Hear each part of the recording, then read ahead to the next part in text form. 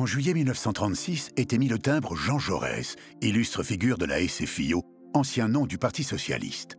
En mai, le gouvernement Blum, qui vient d'adopter la semaine des 40 heures, les congés payés, l'augmentation de salaire, ne pouvait que rendre hommage à celui qui en était l'inspirateur.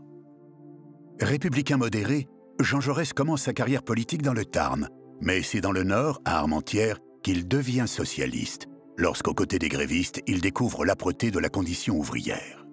Au début du XXe siècle, la société est déchirée par la propriété privée.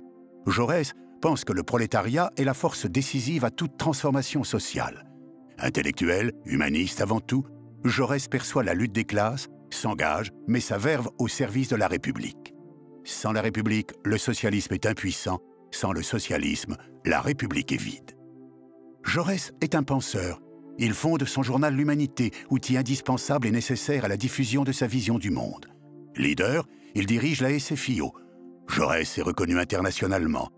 Indépendant, Jaurès ose dire même ce que personne ne veut entendre.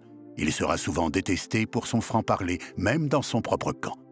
Après nombre de combats, son dernier sera celui contre la guerre sur le point d'éclater. Jusqu'au bout, il milite pour la paix.